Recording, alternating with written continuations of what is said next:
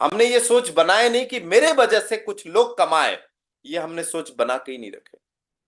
हमने ये सोच बना के ही नहीं रखे मेरे पोता या पोती जो है आने वाले टाइम में वो गर्व करे कि इतने सारे लोगों को मेरे दादा या दादी ने उस समय, आज से 40 साल 50 साल पहले, इन लोगों को, इनके पिताजी को आरसीएम समझाए थे, इनके दादाजी को आरसीएम समझाए थे, तो आज उनके वजह से सब काम चल रहा है।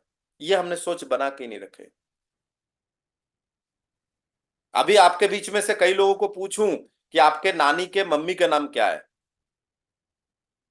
मुझे नहीं लगता है आप लोगों में से कई लोग जवाब दे पाएंगे। या दादा के पिताजी का नाम क्या है, मुझे नहीं लगता है कि आप में से बहुत सारे लोग हैं जो जवाब नहीं दे पाएंगे। दादा के पिताजी या नानी के मम्मी जी का नाम, क्यों? उन्होंने कुछ ऐसा करके नहीं गए जिसके ऊपर आप गर्व करो। समझने वाली बात यह है कि इस धरती में पैदा हुए एक इंसान का फोटो नोट पे आता है, और कई लोग ये बोलते सर हमने इतना लंबा सोचा नहीं है। ये सबसे बड़ी विडंबना है भारत की। तो एक स्टूडेंट को जब हम बोलते हैं कि फर्स्ट ईयर में हो, सेकेंड ईयर में हो, एक काम करो, यहां से आप आरसीएम बिजनेस, हल्दी नमक मिर्ची तो लेते ही हो ना। कई लोग मुझे बोलते हैं, आज से 6 महीना पहले भी आप लोगों को मिलते हैं कि नहीं? आज से 6 महीना पहले किसी को समझाया, किसी स्टूडेंट को, और वो बोल रहा है सर हमें इतने सामान नहीं लगता है, हम अगले महीने खरीदेंगे या जो भी। मैं कहता हूं पिछले 6 महीने साल भर पहले जिनको आपने, कई लोग बोलते हैं ना हम तो आ, अभी पिछले महीना लेके आए, 1-2 महीना चलेगा। तो कई लोग बोलते हैं मेरे पास पैसा नहीं है। पैसा नहीं है तो ये जो हर महीने की जो हल्दी नमक मिर्ची तेल साबुन के लिए कहां से आ रहा है? कहां से आ रहा है? पिछले वीडियो की तरह मैं जवाब दे देता हूं, उधार लेते हैं कई लोग। पिछले वीडियो में कल जो मैंने बताया था, उधार लेते हैं। उधार का मतलब क्या होता है? मैंने बीवी आपकी, लेकिन दुकानदार पाल रहा है। उधार का मतलब तो यही हुआ ना, आपके पास तो है नहीं पैसा अभी, तो आपके बीवी बच्चे की खर्चा कौन उठा रहा है? वो दुकानदार। लॉजिकल बात तो यही हुआ ना, लॉजिकली तो यही समझ में आया। लेकिन ये मजबूरी में हो तो ठीक है, लेकिन कुछ लोगों ने उसको नशा बना लिया है, पता है? कुछ नौकरी करने वाले ने नशा बना के रखा है, खाता चल रहा है साहब, नशा बना के रखा है। नगद काम करने में परेशानी हो रहा है, नगद में सस्ता भी मिलता है। तो स्टूडेंट को जब हम बताते हैं ऐसी बात, तो वो समझ में नहीं आता है। और जब समय बीत जाता है, उसको फिर नौकरी चाहिए होता है। फिर जब आप आरसीएम समझाओगे ना किसी को, जब पढ़ाई खत्म हो गए, जो नौकरी ढूंढ रहा है या अभी नौकरी कर रहा है या ढूंढ रहे, उनको बताओगे तो उसको आरसीएम समझ में नहीं आएगा। क्यों? उसको ये समझ में आएगा जब आप समझाओगे कि ये बिजनेस भी सीखने का है। फिर वो बोलेगा अरे यार मैं कॉलेज पढ़ चुका हूं, अब तो मुझे नौकरी करना है, अब 1 साल कौन सीखेगा आरसीएम? बात समझ में आ रहा है? जिस दिन से आप आरसीएम बिजनेस को सीखने लगोगे, डायरेक्ट सेलिंग बिजनेस को सीखने लगोगे, उस दिन से 3 साल गिन लो। सीखने लगोगे जिस दिन से, ज्वाइनिंग कब हुई इससे कोई फर्क नहीं पड़ता है। आपकी ज्वाइनिंग 1976 में हुई थी, इससे कोई फर्क नहीं पड़ता है डायरेक्ट सेलिंग में। मजाक कर रहा हूं, आरसीएम 2000 से चालू हुआ है।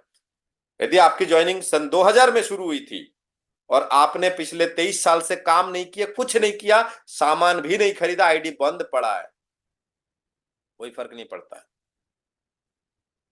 आपने शुरू कब से किया है सीखना और काम करना, वहां से आप अपनी गिनती गिनो, ये फर्क पड़ता है।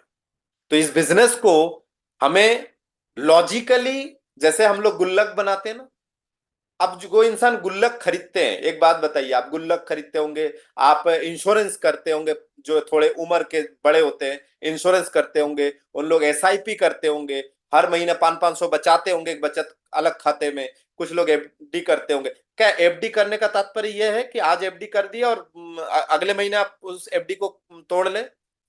गुल्लक खरीदने का मतलब ये थोड़ी ना होता है आज गुल्लक खरीदा, अगले महीना या अगले हफ्ते आपने गुल्लक तोड़ दिया। इसलिए गुल्लक बनाते हैं क्या? एसआईपी क्यों करते हैं? इंश्योरेंस क्यों करते हैं?